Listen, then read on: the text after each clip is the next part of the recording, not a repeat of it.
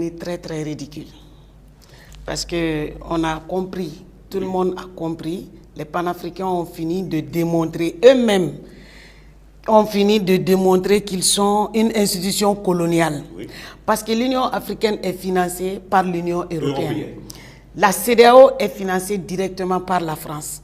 Donc la CEDEAO répond aux injonctions de la France. Oui. Et l'Union africaine répond aux injonctions, aux instructions de l'Union européenne.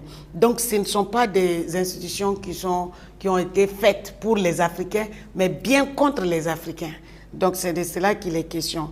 Quand je vois que Macky Sall s'est rendu à Rotterdam, ça me fait rire. Macky Sall et Félix Tshisekedi. Félix Tshisekedi, vraiment ça c'est deux gros esclaves de l'Afrique, plus Ouattara. Les trois, vraiment ce sont des esclaves qui parlent au nom de l'Afrique, mais qui n'agissent jamais, d'ailleurs, même pas au nom de leur peuple, à plus forte raison au nom de l'Afrique. Ce sont des imposteurs, ce sont des menteurs, ce sont des esclaves de ces gens-là. Vous vous souvenez, lorsque l'Europe était en manque de blé, c'est Macky Sall qui allait comme garçon de course de l'Union européenne, mais toujours au nom de l'Afrique. Macky Sall n'est pas il n'a pas de capacité à défendre l'Afrique. D'ailleurs, il n'est pas là pour ça, parce que c'est la France qui l'a mis au pouvoir. Oui. Il doit sa vie à la France. Ce sont des francs-maçons aussi.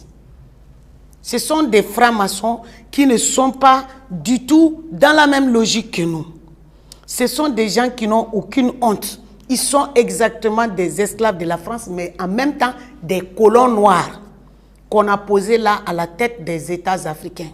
Et d'ailleurs, ce sont des vigiles parce que ce sont les ambassadeurs qui sont les représentants directs de Macron qui leur donnent des injonctions dans leur propre pays. Français, oui. Voilà, dans leur propre pays. Donc l'Union africaine n'a jamais représenté l'Afrique. Et dans sa forme actuelle, l'Union africaine ne peut jamais représenter l'Afrique dans quoi que ce soit, à moins que ses présidents dégagent par des soulèvements populaires pour qu'il y ait le changement dont le panafricanisme, les patriotes africains aspirent. Donc, c'est une honte ce déplacement de Macky Sall et de Félix Tshisekedi. Par moment, vraiment, ce monsieur... Moi, je pense que les Congolais, ils ont beaucoup de boulot. Parce que Tshisekedi, c'est leur Ibeka. J'ai dit ça à Roch Kaboré. Ils disent que l'autre doit partir. La MINUSCO doit partir. Mais celui qui ne veut pas que